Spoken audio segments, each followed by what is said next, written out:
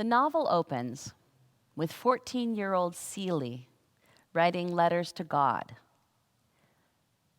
Poor, young, black, female, motherless, friendless, and afraid.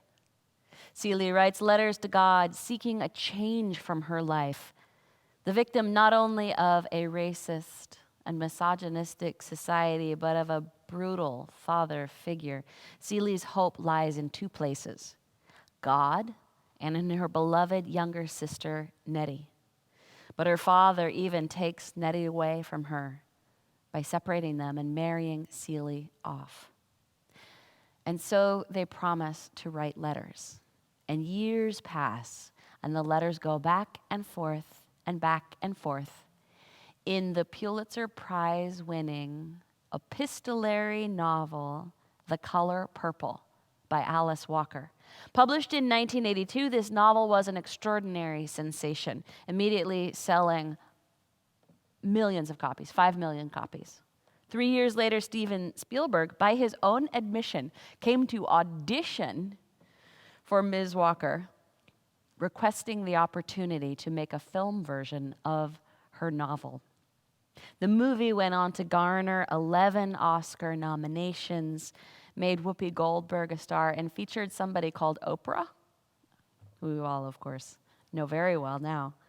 And then it was subsequently transformed into a prominent Broadway production. The story of Celie is unforgettable, so brutalized, yet so enduringly hopeful. This book became an entry point into untold stories, the lives and experiences of a circle of Black women. Stories untold and unshared, and certainly not well understood by populations different than the ones who star in the story. In fact, Alice Walker's scholarly works included study of Zora Neale Hurston, whose prominent novel, Their Eyes Were Watching God, was the contemporary reading in our last service as we started this great American novel journey. It was a similar appreciation for untold stories that led Alice Walker to braid together stories that she wished had survived together into this novel of letters. She also says that she was wildly in love with the cutest man ever when she was writing this book. And so the spark of love and joy and pleasure animated the letters back and forth between the two sisters. But Ms. Walker's scholarship also included coining new terms and language to explain scholarly analysis of the world with consciousness of the experience of Black women. Womanist is the term developed in 1983 by Alice Walker in her collection of essays, In Search of Our Mother's Gardens, Womanist Prose, saying, "A womanist is to a feminist as purple is to lavender." So perfect for our Lenten moment here. And Walker's works would have significant impact on later womanist theologians, specifically talking about an analysis of a God who doesn't fit into the old Santa Claus image of a white gentleman. This is a term to research more about if it is new to you. Maybe don't start using it in daily life till you read a bit more. I'll put some good footnotes in the Monday message if you're interested. Because the dignity of struggle and owning one's own story is not just a womanist interpretive concept, it's personal for many, many people, and it's the story of Miss Celie. See, Celie and Nettie never get each other's letters.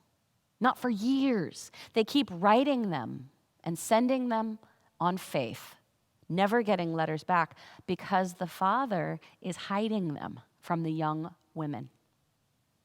Celie walks her way through life writing letters to God, writing letters to Nettie, and never hearing back.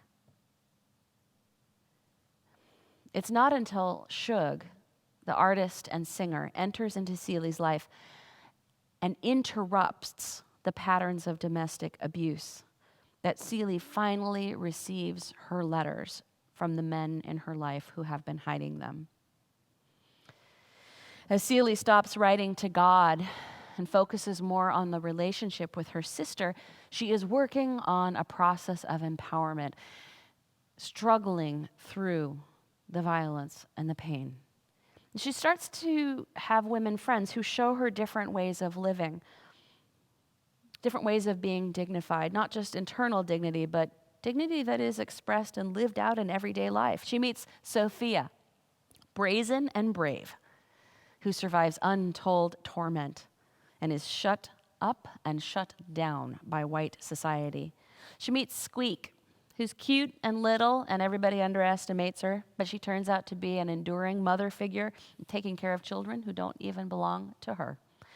But it is Shug who opens Celie's eyes to the joy that lies within this life and the idea that God may not be a frightening white man, but something much more personal, more connected with nature, more forgiving and inspiring. You know, the thing you can't ignore in the story is how Miss Celie holds on. She holds on through violence, through loss, through abuse, degradation, through misogyny, racism, the intersection of those things, the place where hurt and harm come together. She holds on and she holds on and she holds on. And all that time, you hear in her own voice, in her own words, her own way of expressing things, the questions that she has, that she deserves to ask. And what's interesting is in this holding on and this holding on and this holding on, she is also at the same time letting go. She is doing both at once. This is the power of a good novel. She is holding on and she is letting go. She lets go of an image of God, which matches not the world around her or the spark of love within her. She lets go of an image of God that belongs in an old European cathedral and not in the American South of this black community. She lets go of an image of God that fails to match the powerful faith of her missionary sister who goes to live and serve in Africa. She lets go of the idea that her body belongs to anyone but herself. She lets go and she leans into love, self-acceptance, and pleasure. And what do you know? God is there. Isn't that a wonderful thing? That both letting go and holding on could be choices that deepen your faith. Isn't it remarkable that to let go of something and to hold on to something, those two dynamics could come together and strengthen you as a person and give you a higher connection, a greater connection to your higher power. For it's Shug who says that we've got it backwards. She says, we think we're always trying to impress God and do right by God, but if you look at the beauty of the world, you can tell that God's just trying to impress us. And that it kind of bothers God if we don't notice, if we fail to notice the color purple, a flash of purple in a field of wildflowers. What if that is a notion that we need to explore this Lent? That we can hold on and be faithful and strong during these tumultuous days, but that we can also let go of the ideas that keep us from noticing the love of God in your life. You know, we read this rainbow passage too about the great flood that came to destroy the earth eons ago, a flood that was designed to wipe away the misery of the world because a fresh start was needed because people were so awful. But not everyone was awful. Not everything needed to be let go. There were just enough precious things to hold on to, a family, some animals. So God calls them onto a boat to rescue themselves from the storm. And through the storm and desperation, they hold on to hope. They let go of the past. And they rest and trust in the promise from God, seen in a rainbow in the sky, that there will not be such devastation again. Think about that rainbow for one moment. You know, purple is the hardest color to find in nature. When you look at a rainbow, there is a vibrant layer in there of indigo, that deep blue purple, but it's often invisible. Our rainbows are not necessarily strong enough. We do even really have enough rain in Southern California to see rainbows as often as we might like. But it's really easy to miss the vibrant strength of purple because it is rare. Just like the vibrant strength that lives on in Sealy. So maybe God is trying to impress us, to call us out and wake us up by planting stripes of purple in the succulents that grow here in Long Beach. A stripe in the sky when there's a rainbow strong enough for us to see it. A flash of purple in the hearts and minds of the passionate and creative people all around us. Maybe God is trying to impress us, to startle us into fresh thinking. But are we looking? What are we holding on to that we need to let go of so that we can experience the love of God in fresh new ways? Are we letting go of something we need to hold on to? Are we holding on to something we need to let go of?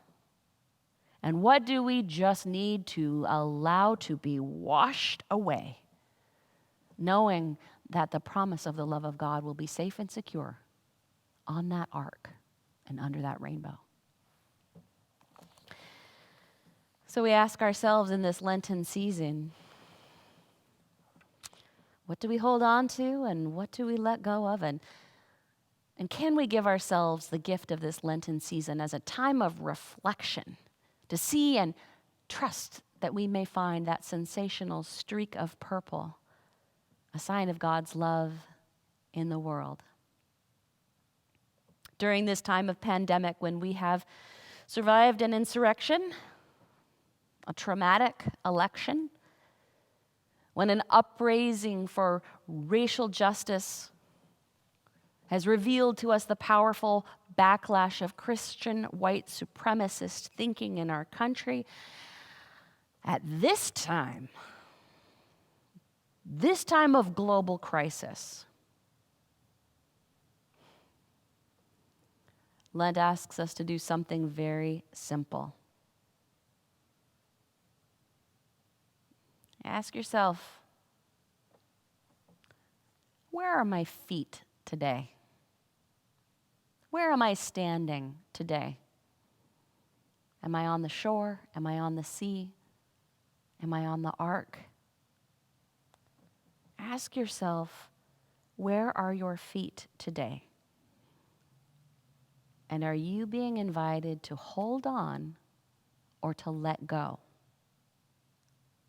This is a serious question for Lenten reflection, a perfect question to be asked in the purple glow of Lent.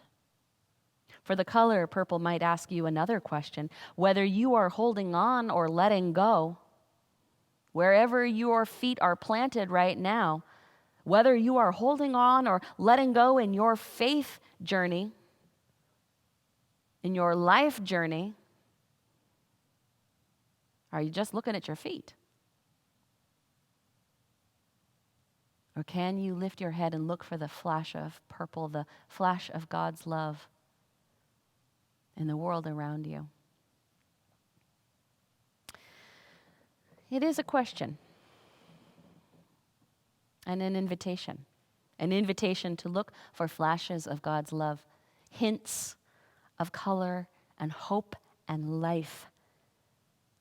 For the next piece, is also part of the womanist journey of Miss Seeley, then you've got to fight for that love and claim your place in your community. Be ready to fight for that love and hold on to its promise. Let go of anything that keeps you from living fully within it. Allow it to wash over you, confident that you will not drown. Allow it to lift you up without making you an empty symbol. And allow it to root your feet to the ground so that you are filled with the light and love of God, given strength to fight for who you are, who you love, and the way that God is inviting you to live, filled with life and hope and freedom. Amen.